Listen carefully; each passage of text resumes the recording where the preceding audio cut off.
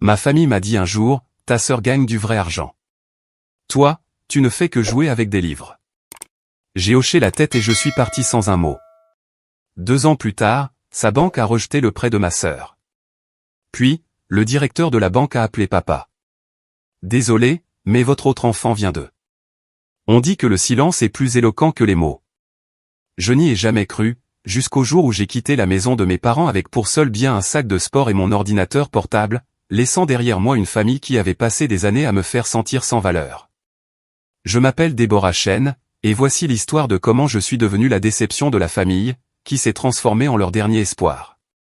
En grandissant à Sacramento, en Californie, j'ai toujours été l'original. Ma sœur aînée, Britney, était tout ce que nos parents voulaient chez une fille, des mèches blondes, des ongles parfaitement manucurés, et un poste de vendeuse dans une concession de voitures de luxe qui rapportait de gros chèques de commission. Elle conduisait une BMW en leasing, portait des vêtements de marque, et publiait des photos sur Instagram qui rendaient jaloux les amis de nos parents. Pendant ce temps, moi, je passais mes soirées à la bibliothèque du campus, travaillant sur mon doctorat en ingénierie financière. Ma vieille Honda Civic faisait honte à ma mère. Ma garde-robe de friperie faisait secouer la tête à mon père. Les articles de recherche que je publiais dans des revues universitaires ne signifiaient rien, comparés au dernier chèque de bonus de Britney. Déborah est encore à l'école à 26 ans, disait maman à ses amis du club de lecture, sa voix dégoulinant de déception. Nous ne savons pas quand elle aura enfin un vrai travail. Le dîner de Thanksgiving, il y a 3 ans, a été le début de la fin. Britney venait de conclure une vente de 3 SUV de luxe à un dirigeant du secteur technologique, ce qui lui avait rapporté une commission de 15 000 €. Papa a ouvert une bouteille de vin cher pour fêter ça. Maman a cuisiné les plats préférés de Britney. Toute la soirée tournait autour du succès de ma sœur. De mon côté, je venais de recevoir des retours indiquant que ma thèse sur les stratégies de trading algorithmique était presque terminée, et mon jury en avait loué le travail. C'était l'une des réalisations les plus importantes de ma carrière universitaire. Je l'ai mentionné discrètement pendant le dessert. Papa a à peine levé les yeux de sa tarte à la citrouille. C'est bien, ma chérie. Britney a eu un sourire narquois. Est-ce qu'il te paie pour ces trucs en papier? Il s'agit de contribuer au domaine, ai-je expliqué. Cette recherche pourrait changer la façon dont. Mais est-ce qu'il te paie? A-t-elle interrompu, plus fort cette fois. Eh bien, non, mais. Exactement. Elle s'est adossée à sa chaise, faisant tourner son vin. J'ai gagné 15 000 € cette semaine. Combien ton article t'a-t-il rapporté? Maman a tendu la main et a serré celle de Britney. Nous sommes si fiers de toi, ma chérie. Les mots que j'attendais d'entendre, mais qui ne m'étaient pas destinés. J'ai aidé à débarrasser la table en silence, pendant que Britney montrait à maman des photos des montres de luxe qu'elle prévoyait d'acheter avec sa commission. Papa les a rejointes dans le salon, riant de quelque chose sur le téléphone de Britney. Noël a été pire. Britney est arrivée dans une nouvelle Mercedes, un modèle de démonstration de la concession qu'elle pouvait conduire gratuitement. Elle l'a garée juste devant la maison, s'assurant que tous les voisins puissent la voir. Je suis arrivé dans ma Honda avec un cadeau emballé. J'avais passé des semaines à choisir une première édition du roman préféré de papa, que j'avais trouvé dans une vente successorale. Elle m'avait coûté 300 €, ce qui était beaucoup avec mon salaire d'assistante d'enseignement. Britney a offert une Rolex à papa. Il a pleuré en l'ouvrant. Il a vraiment pleuré. Il a serré Britney dans ses bras pendant une bonne minute, lui disant à quel point il était béni d'avoir une fille aussi brillante. Il m'a remercié poliment pour le livre et l'a posé sur la table basse. Je l'ai revu 3 mois plus tard au même endroit, toujours non lu, prenant la poussière. Mais le moment où tout s'est brisé est arrivé en février, juste avant ma soutenance de thèse. J'étais incroyablement stressé, me préparant pour la présentation la plus importante de ma carrière universitaire. J'avais travaillé avec une équipe de professeurs sur le développement d'un nouveau modèle d'évaluation des risques pour les fonds spéculatifs, et plusieurs grandes institutions financières avaient manifesté leur intérêt pour mes recherches. J'ai fait l'erreur de demander à ma famille d'assister à ma soutenance. C'était ouvert au public, et avoir leur soutien aurait tout signifié pour moi. Papa a dit qu'il avait un tournoi de golf. Maman a dit qu'elle aidait Britney à acheter des meubles pour son nouvel appartement. Britney n'a même pas répondu à mon texto. La soutenance était prévue un vendredi après-midi. Ce matin-là, j'ai appelé maman. S'il te plaît, ai-je dit, détestant le son si faible de ma voix. C'est vraiment important pour moi. Elle a soupiré, ce genre de soupir qui me faisait sentir comme un fardeau. Déborah, ma chérie, tu sais que Britney a besoin d'aide pour son appartement. Elle gravit les échelons. Elle est sur le point de devenir responsable des ventes. En plus, nous sommes déjà venus à tes autres trucs d'école. De combien de cérémonies de diplôme une personne a-t-elle besoin? Ce n'est pas une cérémonie de diplôme. C'est ma soutenance de thèse. C'est l'aboutissement de 6 années de travail. Eh bien, je suis sûr que tu t'en sortiras très bien. Tu t'en sors toujours très bien avec tes études. Mais Britney a besoin de nous en ce moment. Elle achète de vrais meubles, elle fait de vrais investissements pour son avenir. Quelque chose en moi s'est cassé. Pas de façon dramatique, sans larmes ni cris. Juste un claquement silencieux, comme un élastique tendu à l'extrême. Tu sais quoi, ai-je dit calmement. Tu as raison. Je m'en sortirai très bien. J'ai raccroché et j'ai éteint mon téléphone. Ma soutenance s'est déroulée à la perfection. Mon jury a fait l'éloge de mon travail. Mon directeur de thèse, le docteur Harrison, m'a dit que mes recherches étaient parmi les plus innovantes qu'il ait vues en 20 ans d'enseignement. 2 fonds spéculatifs m'ont contacté en moins d'une semaine, voulant discuter de mes modèles de risque. J'ai rallumé mon téléphone ce soir-là pour trouver 17 textos de Britney, tous des variations de « Pourquoi es-tu si dramatique ?» et « Maman est contrariée que tu lui aies raccroché au nez ». Rien qui ne demandait comment s'était passée ma soutenance. Le coup de grâce est arrivé en avril. Je venais d'accepter un poste d'analyste quantitatif chez Sterling Macro Advisé, un fonds spéculatif de niche à Manhattan. Le salaire de départ était de 240 000 €, sans compter les bonus.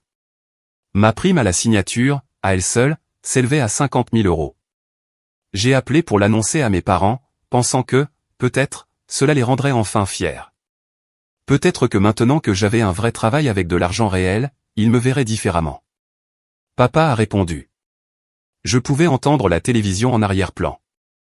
Salut, papa. J'ai des nouvelles. J'ai reçu une offre d'emploi à New York. C'est super, ma chérie. Pour faire quoi? Analyste quantitative pour un fonds spéculatif. Le salaire est de... Attends. Britney appelle sur l'autre ligne. Laisse-moi te rappeler. Il n'a jamais rappelé. J'ai envoyé les détails à maman par texto. Elle a répondu 3 heures plus tard. C'est merveilleux, Déborah. Est-ce qu'il y a de bons magasins à New York? Britney adore le shopping. Tout tournait toujours autour de Britney. J'ai essayé une dernière fois. Je les ai tous invités à dîner pour fêter mon nouveau poste. J'ai choisi un bon restaurant, j'ai fait des réservations, et j'ai même proposé de payer. Ils sont arrivés avec 40 minutes de retard, parce que Britney avait voulu s'arrêter chez Nordstrom d'abord. Elle a passé toute l'entrée sur son téléphone, a envoyé des textos à un client. Maman n'arrêtait pas de mentionner que Britney était pressentie pour une promotion au poste de directrice des ventes. Quand j'ai mentionné mon salaire, les yeux de papa se sont légèrement écarquillés, mais Britney a ri.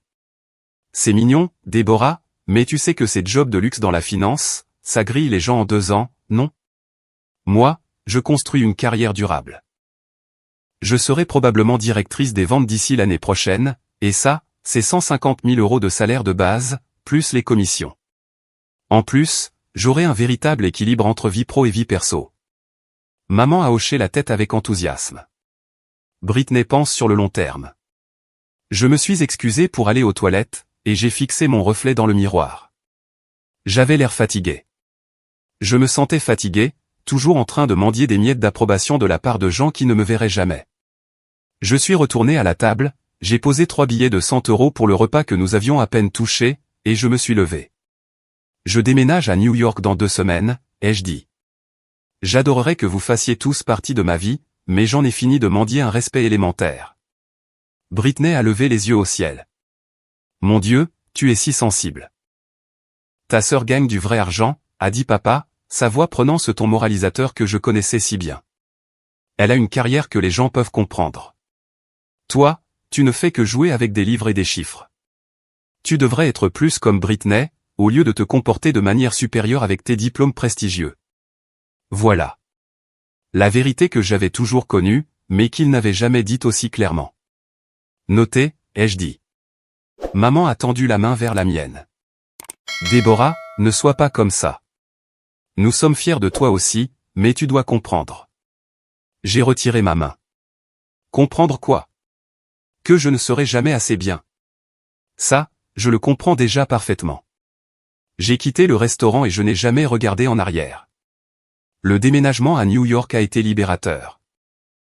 J'ai trouvé un petit appartement à Brooklyn, je me suis plongé dans mon travail, et j'ai découvert quelque chose d'incroyable. Quand on est entouré de gens qui valorisent l'intelligence et le travail acharné, on commence à se valoriser soi-même. Ces premiers mois à Manhattan ont été brutaux, de la meilleure façon possible. Sterling Macro-Advisé ne m'avait pas engagé pour rester tranquillement dans mon coin. Il voulait des résultats, et il les voulait vite. Mon premier projet consistait à analyser le risque d'exposition sur 17 secteurs de marché différents, dans un contexte de volatilité sans précédent. J'ai travaillé 16 heures par jour, j'ai survécu au café et aux plats à emporter, et j'ai adoré chaque minute épuisante. Mes collègues étaient brillants. Il y avait Marcus, un diplômé du MIT qui pouvait coder des algorithmes de trading dans son sommeil, Jennifer, qui avait travaillé chez Goldman Sachs pendant une décennie avant de rejoindre Sterling, et David, dont le doctorat en mathématiques appliquées faisait paraître mon diplôme d'ingénierie financière bien simple. Ces gens me mettaient au défi, me respectaient, et ne m'ont jamais, pas une seule fois, fait sentir que je ne faisais que jouer avec les chiffres. Le choc culturel, entre le dédain de ma famille et cet environnement de respect mutuel, était saisissant. Au cours de ma deuxième semaine, j'ai présenté une analyse préliminaire aux associés principaux. À mi-parcours, j'ai fait une erreur de calcul. Je me suis figé, m'attendant au genre de ridicule méprisant auquel j'étais habitué lors des dîners de famille. Au lieu de cela, Marcus a simplement dit « Vérifie la troisième variable de ton modèle de régression ». Je pense qu'il y a un problème de corrélation. Il avait raison. Je l'ai corrigé sur le champ et la présentation a continué. Après, il m'a offert un café, et nous avons passé 1 heure à discuter de méthodes statistiques avancées. Personne ne m'a fait sentir stupide. Personne n'a levé les yeux au ciel. C'était juste une résolution de problèmes entre professionnels qui respectaient l'expertise de chacun. C'est à ce moment-là que j'ai vraiment compris à quel point la dynamique de ma famille était dysfonctionnelle. Ça, c'était normal. C'est comme ça que les gens devraient se traiter. Mon appartement à Brooklyn était minuscule, un 4e étage sans ascenseur à Prospect Heights, avec une cuisine de la taille d'un placard et des radiateurs qui cliquetaient toute la nuit. Mais c'était le mien. Je l'ai meublé lentement, avec soin, en choisissant chaque pièce avec intention. Pas de décision hâtive pour impressionner qui que ce soit. Juste construire un espace qui ressemblait à un foyer. Je me suis lié d'amitié avec ma voisine, une artiste nommée Kesha, qui travaillait dans une galerie à Chelsea. Elle m'invitait à boire un verre de vin après mes longues journées de travail, et nous parlions de tout, sauf de finances. Elle m'a présenté à son cercle d'amis, des danseurs, des écrivains, des musiciens, des gens qui mesuraient le succès par la passion et la créativité, plutôt que par les euros. Ils m'ont appris qu'il y avait d'innombrables façons de construire une vie pleine de sens. Un soir, Kesha m'a interrogé sur ma famille. Je lui ai donné la version abrégée, en essayant de ne pas laisser l'amertume transparaître dans ma voix. Elle a écouté en silence, puis a dit, « Tu sais ce que je pense ? Je pense que tu as passé une audition pour un rôle dans leur production de La famille parfaite, mais ils avaient déjà distribué les rôles, et tu n'étais pas le type qu'ils voulaient. Alors, tu peux continuer à auditionner pour toujours, ou tu peux écrire ta propre pièce. » Ces mots sont restés avec moi. La percée chez Sterling est arrivée en novembre, environ 8 mois après mon arrivée. Le marché montrait des signes de tension. Rien de catastrophique, mais des schémas inquiétants sur le marché des swaps sur défaillance de crédit, qui me rappelaient des recherches préliminaires que j'avais faites pour ma thèse. J'ai construit un modèle prédisant des turbulences importantes dans le secteur de l'immobilier commercial. Les associés principaux étaient sceptiques. La sagesse conventionnelle disait que l'immobilier commercial était solide, mais j'avais les données, et je faisais confiance à mon analyse. J'ai présenté mes conclusions dans une salle de conférence remplie d'hommes 2 fois plus âgés que moi, avec des décennies d'expérience en plus. Les indicateurs de tension sont subtils, ai-je expliqué, en affichant des graphiques sur l'écran de projection, mais ils sont là. Si nous n'ajustons pas notre exposition maintenant, nous pourrions faire face à des pertes substantielles au premier trimestre. Le directeur associé, Robert Steinberg, a étudié mes projections pendant ce qui m'a semblé une éternité. Finalement, il a levé les yeux. À quel point êtes-vous confiante dans ce modèle? Très confiante, monsieur. Assez confiante pour y jouer votre réputation? J'ai pris une grande inspiration. C'était le moment. Oui. Il a hoché la tête lentement. Alors, ajustons le portefeuille. Si vous avez tort, nous aurons une conversation très intéressante. Si vous avez raison, vous aurez bien mérité votre bonus. J'avais raison. En février, le marché de l'immobilier commercial s'était contracté, exactement comme mon modèle l'avait prédit. Sterling a évité des pertes qui ont dévasté 3 de nos concurrents. Cette seule analyse a permis au fonds d'économiser environ 42 millions d'euros. Ma première année chez Sterling Macro Advisors a dépassé les attentes. Les modèles de risque que j'ai développés ont sauvé le fonds d'une perte majeure lors d'une baisse du marché. Mon bonus cette année-là a été de 280 000 euros. Le travail lui-même était exaltant, d'une manière que je n'avais jamais connue. Chaque matin, j'entrais dans le bureau et je sentais que j'avais ma place, pour la première fois de ma vie. Mes collègues étaient des gens brillants, motivés, qui comprenaient vraiment ce que je faisais. Quand j'expliquais un algorithme complexe pendant le déjeuner, ils posaient des questions intelligentes au lieu d'avoir le regard vide. Quand je résolvais un problème particulièrement délicat, ils célébraient avec moi. Mon chef d'équipe, Marcus Rodriguez, est devenu un mentor inattendu. Il avait bâti sa carrière à partir de rien, gravissant les échelons depuis une université publique sans relation, juste avec son talent brut et sa détermination. Il a vu en moi quelque chose que ma famille n'avait jamais vu. Tu as de l'instinct, m'a-t-il dit après que j'ai repéré une faille dans un modèle de trading qui aurait pu coûter des millions au fond. La plupart des gens peuvent faire les calculs. Toi, tu comprends ce que les chiffres signifient. J'ai commencé à être invité à présenter lors des réunions d'équipe, puis des réunions avec les clients. En 8 mois, j'étais devenu la personne de référence pour l'évaluation des risques sur nos comptes les plus importants. Les associés l'ont remarqué. Ils ont commencé à m'inclure dans les sessions de stratégie, me demandant mon avis sur les investissements potentiels. Mon anniversaire, cette année-là, est tombé un mardi. Je n'en ai parlé à personne au travail, et je ne m'attendais certainement pas à ce que ma famille s'en souvienne, ils avaient oublié les 2 années précédentes. Mais quand je suis arrivé à mon bureau ce matin-là, il y avait une carte signée par toute mon équipe et une boîte de pâtisserie coûteuse. Marcus avait réussi à trouver la date et avait tout organisé. J'ai pleuré dans les toilettes pendant 10 minutes. Pas des larmes de tristesse, mais de gratitude. Ces gens, qui me connaissaient depuis moins d'1 an, se souciaient plus de reconnaître mon existence que ma famille ne l'avait jamais fait. Maman a appelé ce soir-là, 2 heures avant minuit. Oh, ma chérie. Ton anniversaire approche, ou c'était le mois dernier? Je ne me souviens jamais si tu es d'octobre ou de novembre. C'est aujourd'hui, maman. Oh, eh bien, joyeux anniversaire, ma chérie. Britney vient de rentrer de Napa. Elle y est allée avec des clients. Les photos sont magnifiques. Tu devrais voir son Instagram. Je ne l'ai pas dit à ma famille. Ils appelaient de temps en temps des appels d'anniversaire qui duraient 5 minutes, des prises de nouvelles obligatoires où maman parlait de Britney pendant 20 minutes avant de se souvenir de me demander comment j'allais. Je gardais mes réponses vagues. Le travail allait bien. New York allait bien. Tout allait bien. Britney postait constamment sur les réseaux sociaux à propos de sa vie, nouvelle voiture en leasing, dîner coûteux, vacances à la plage à Cabo, sac à main de créateur. Elle avait l'air de réussir, et mes parents adoraient ça, commentant chaque photo avec des émojis de fierté. J'ai gardé mon Instagram privé et je postais rarement. Mes collègues et moi n'étions pas vraiment du genre réseaux sociaux.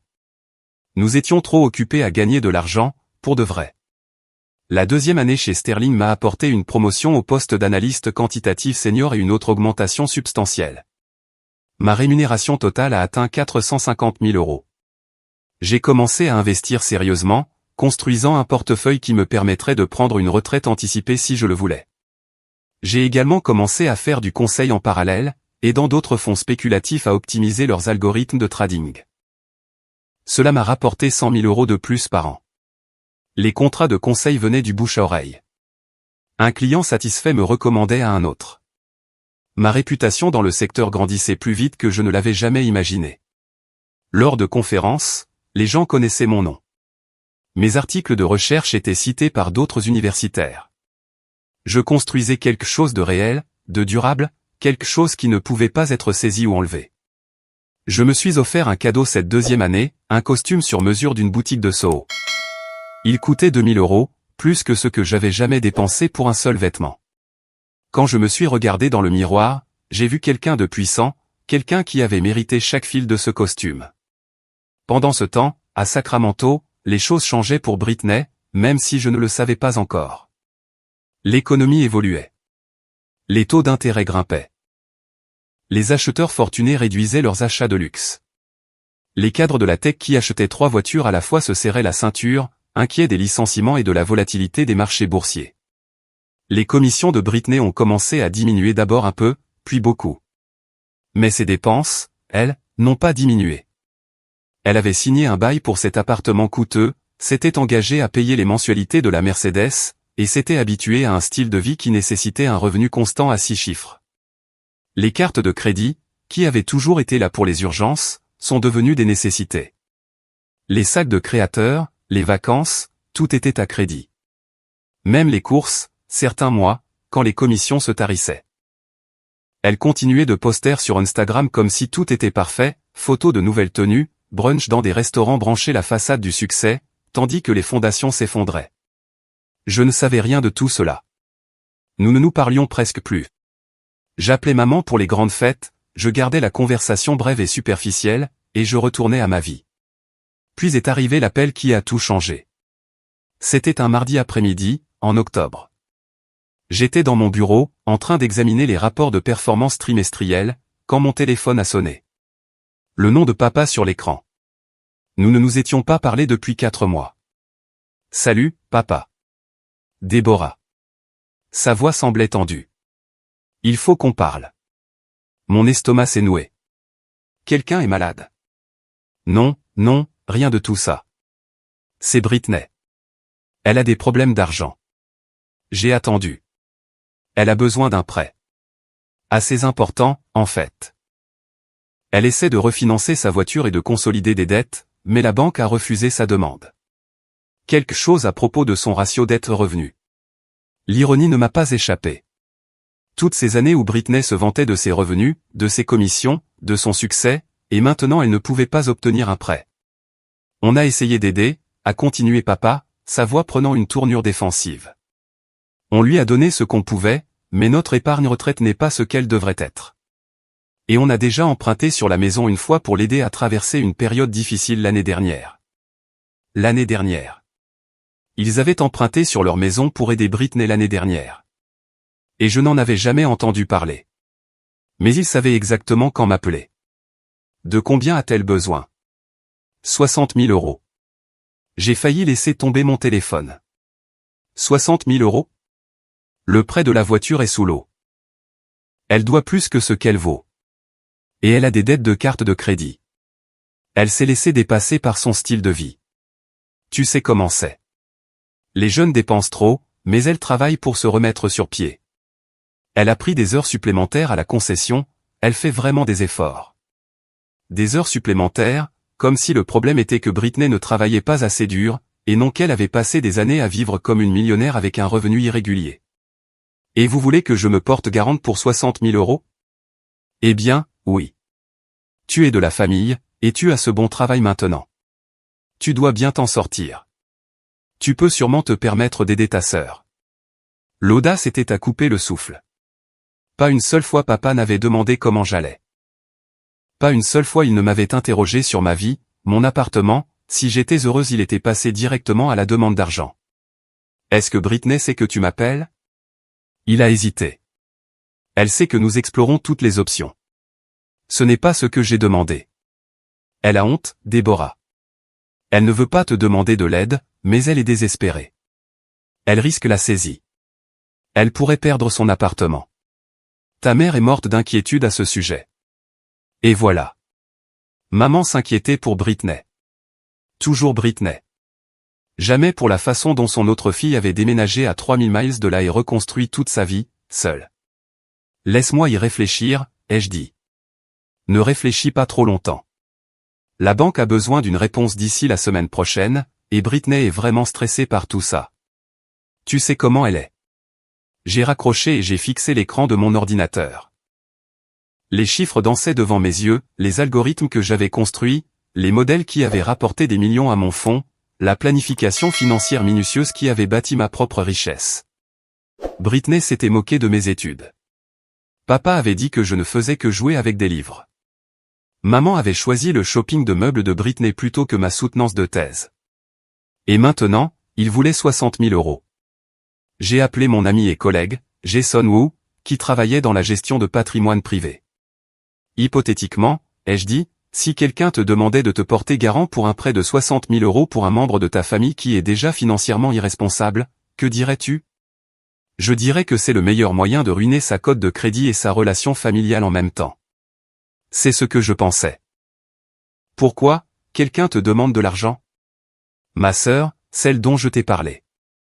Jason a sifflé. Celle qui disait que tu jouais avec des livres? C'est bien elle. Et maintenant, elle veut que tu la renfloues. 60 000 € de renflouement. Qu'est-ce que tu vas faire?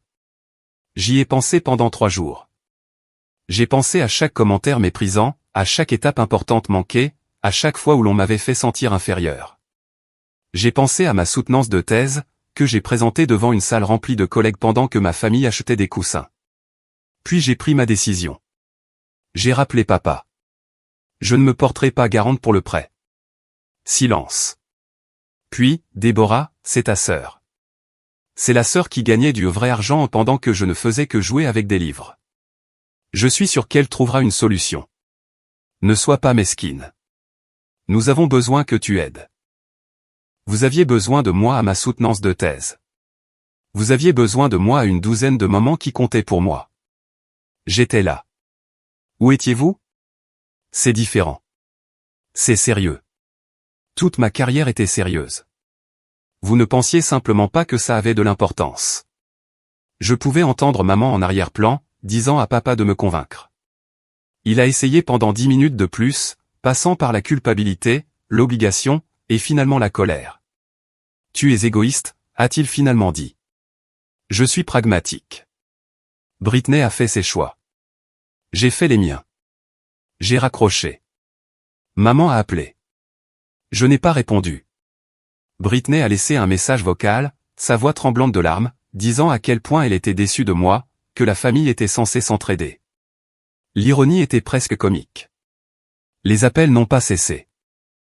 La semaine suivante, j'ai reçu 47 textos, 13 messages vocaux, et 2 emails de divers membres de la famille. Ma tante Karen, à qui je n'avais pas parlé depuis 3 ans, m'a soudainement appelé pour me dire à quel point j'étais égoïste.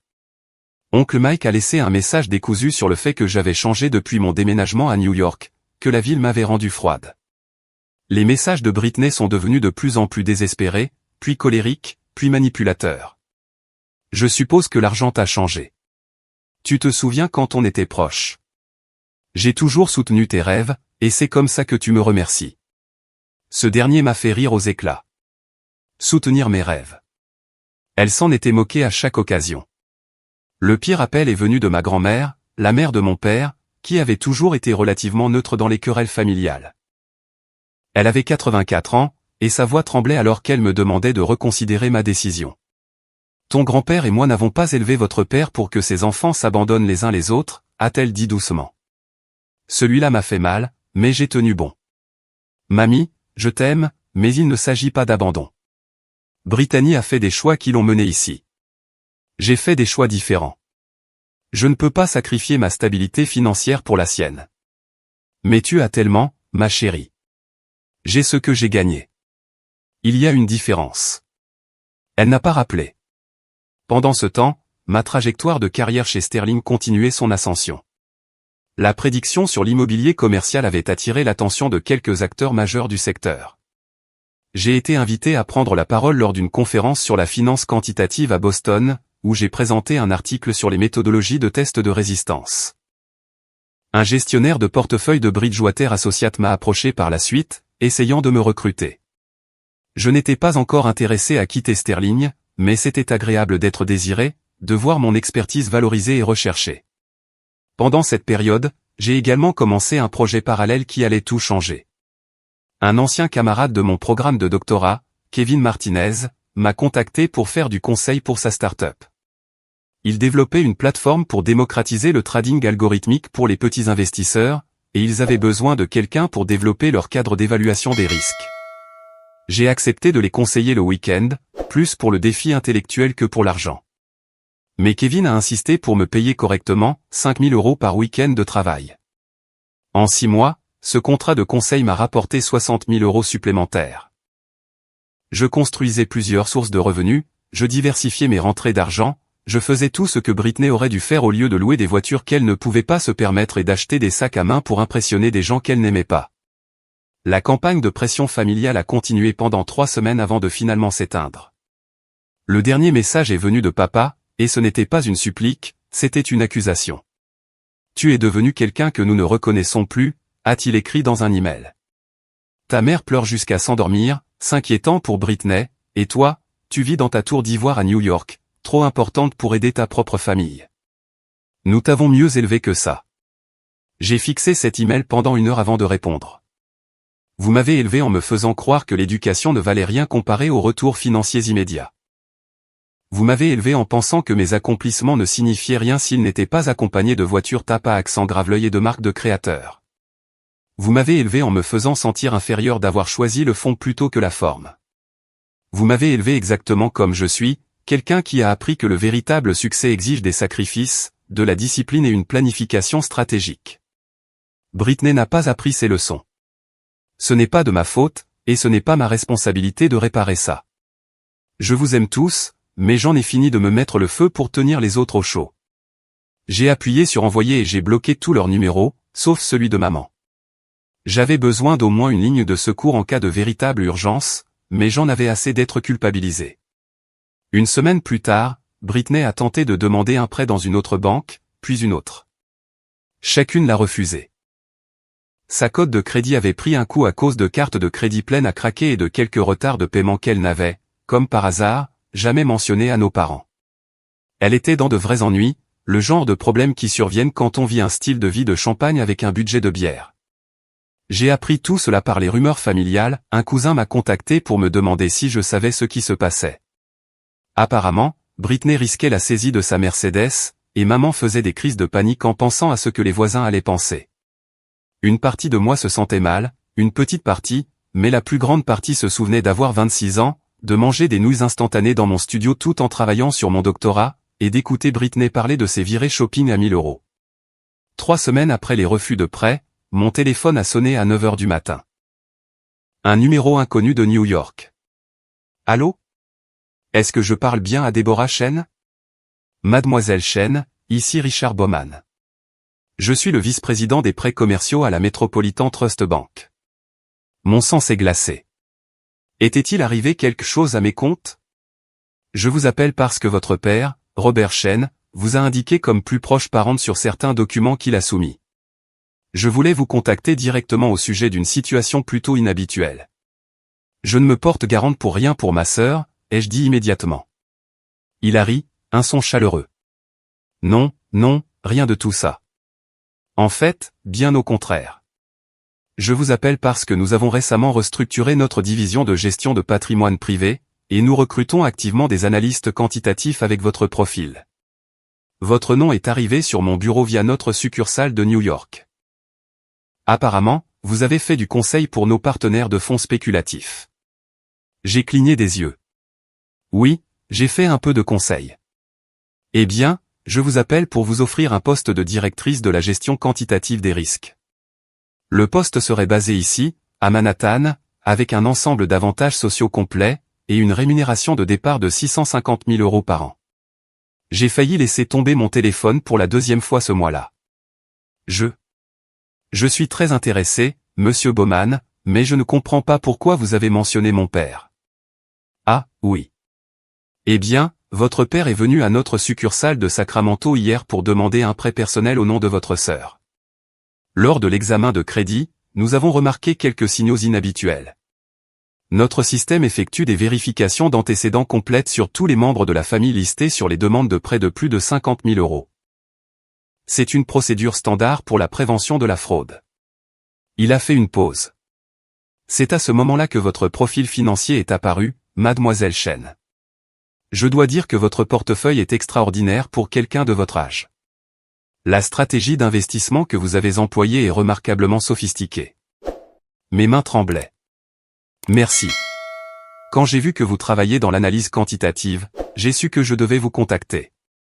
Nous essayons de débaucher les meilleurs talents des grands fonds spéculatifs depuis des mois. Seriez-vous intéressé à discuter de cette opportunité?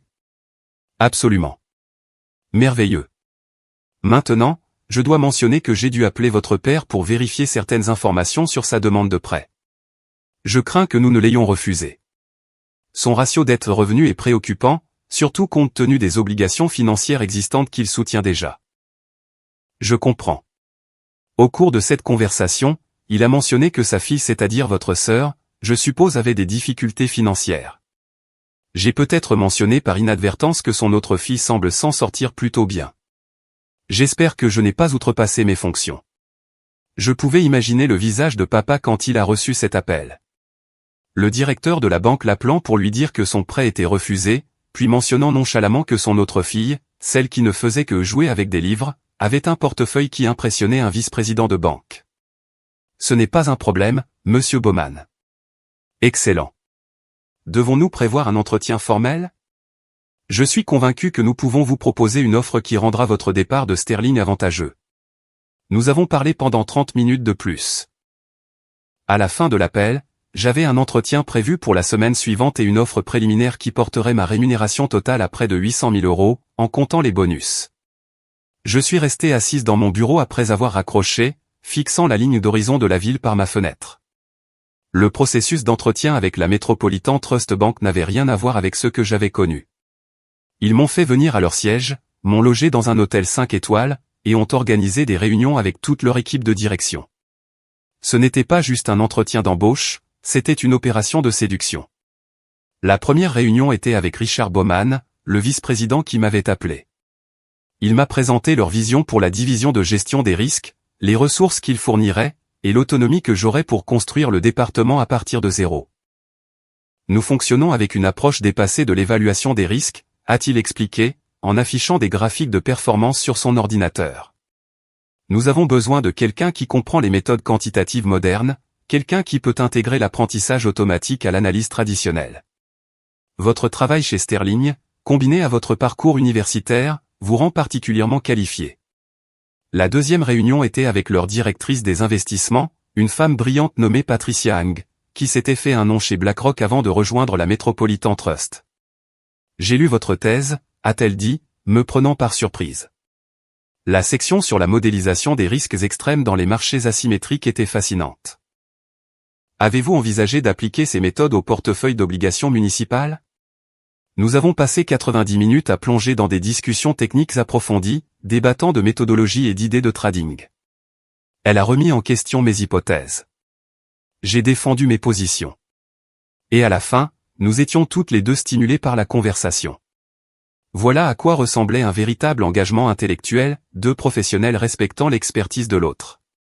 L'entretien final était avec le PDG, Thomas Bradford, un homme distingué au début de la soixantaine, qui avait fait de la Metropolitan Trust une puissance régionale. Madame Chen, a-t-il dit, me faisant signe de m'asseoir dans son bureau d'angle surplombant Manhattan. Je vais être direct avec vous.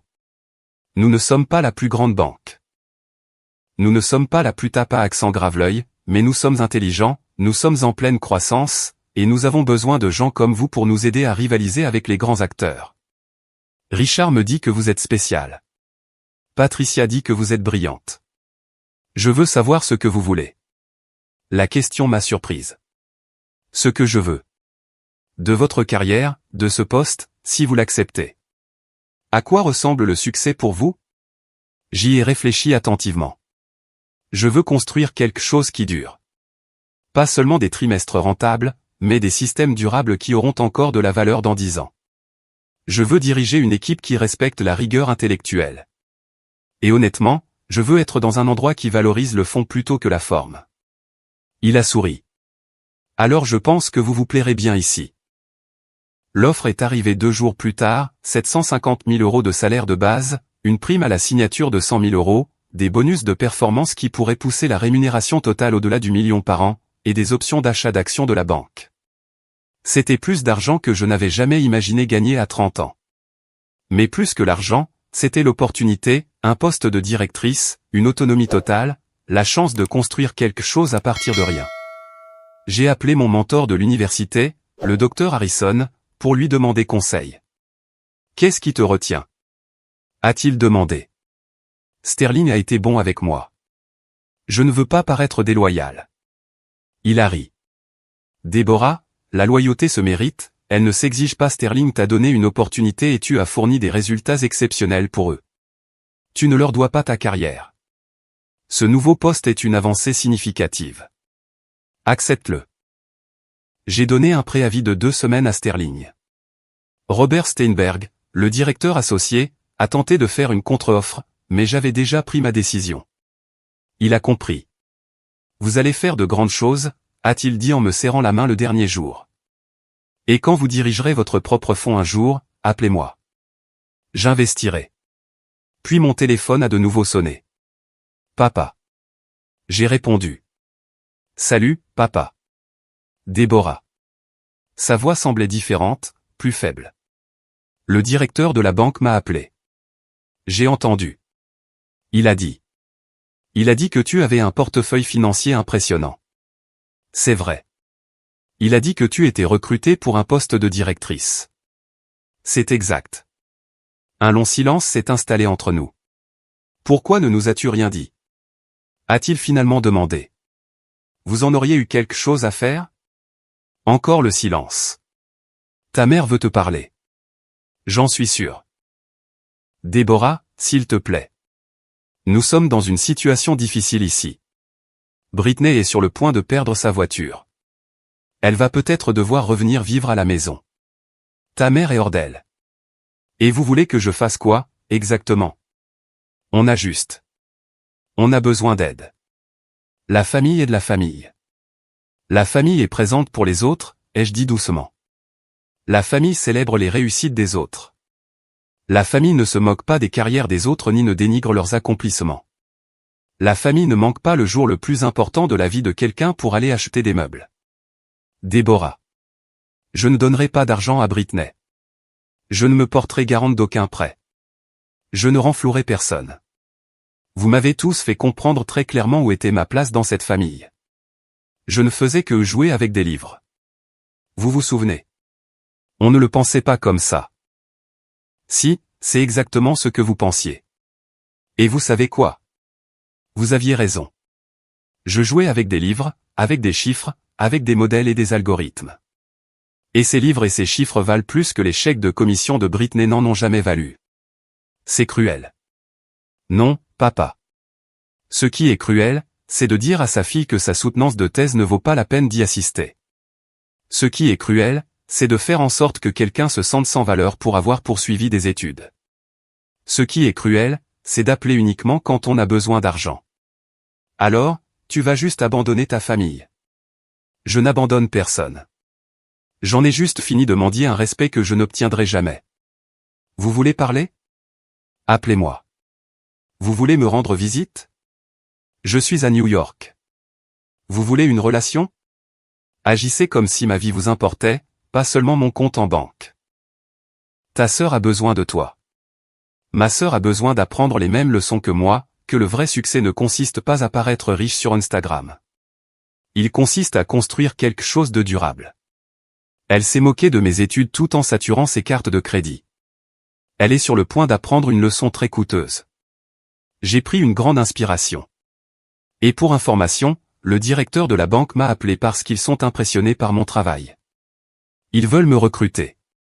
Cet appel, le refus de votre prêt pourrait bien me rapporter 200 000 € de plus par an. Alors, merci, je suppose, pour ça. Je pouvais l'entendre respirer à l'autre bout du fil. Si tu changes d'avis, a-t-il commencé. Je ne changerai pas, j'ai raccroché. Britney a appelé ensuite, puis maman, puis Britney de nouveau, en pleurant cette fois. Puis un long texto décousu de maman sur les obligations familiales, le pardon, et à quel point j'étais sans cœur. J'ai éteint mon téléphone et je suis allé me promener à Brooklyn, regardant le coucher de soleil peindre la ligne d'horizon de Manhattan de teintes dorées et roses. L'entretien avec la Metropolitan Trust Bank s'est exceptionnellement bien passé. Ils m'ont offert le poste avec une rémunération annuelle de 750 000 €, plus une prime à la signature conséquente. J'ai accepté. Ma démission de Sterling a été douce amère. Ils ont fait une contre-offre, essayant de me retenir, mais la nouvelle opportunité était trop belle pour la laisser passer.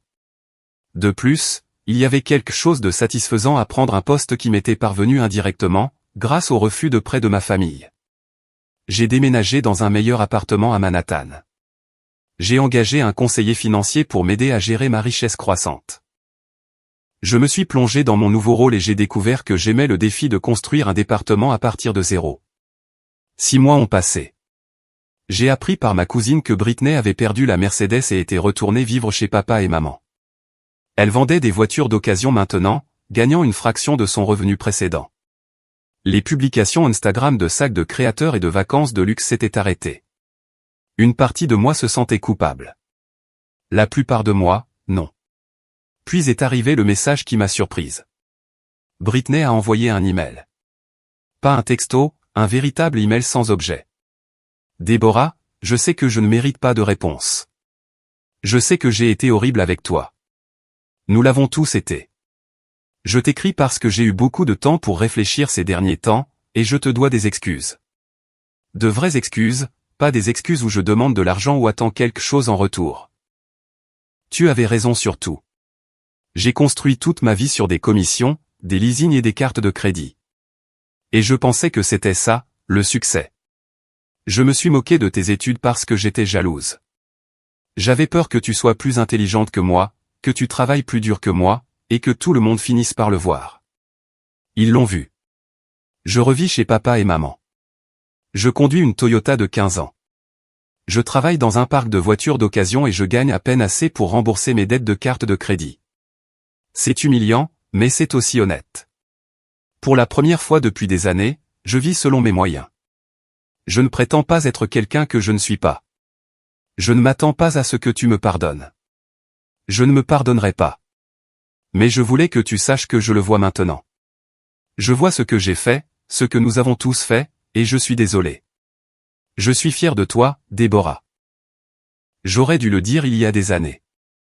Tu as mérité tout ce que tu as, et tu l'as fait alors que nous te faisions sentir sans valeur. Cela demande une force que je n'ai pas. J'espère que tu es heureuse à New York. J'espère que tu es entourée de gens qui voient ta valeur. Tu le mérites. Je t'aime, Britney. J'ai lu l'email 3 fois.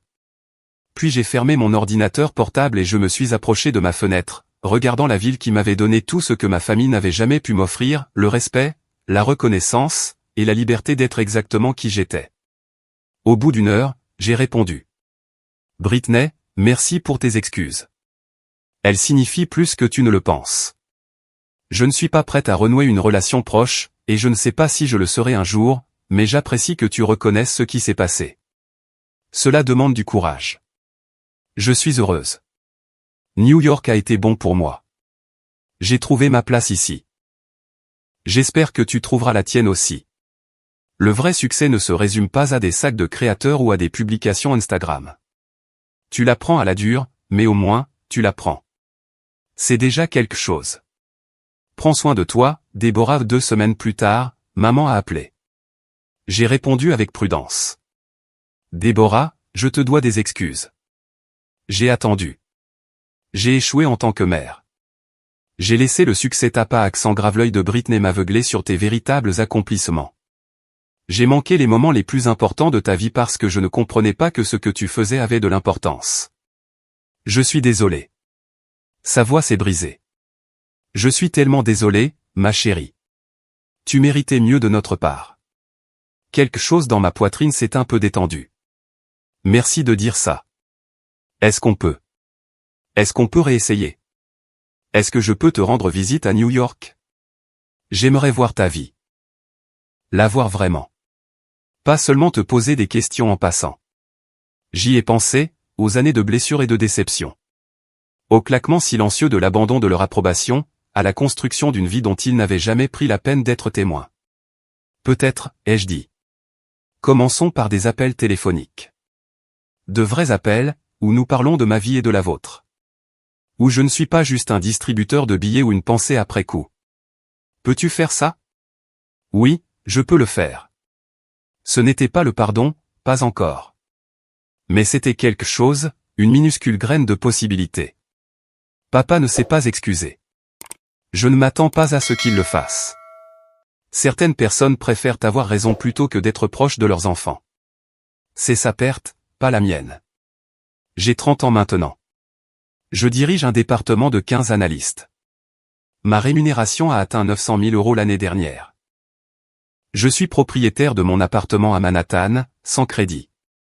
Mon portefeuille d'investissement vaut plus de 2 millions d'euros. Mais ce ne sont pas les chiffres qui me rendent heureuse.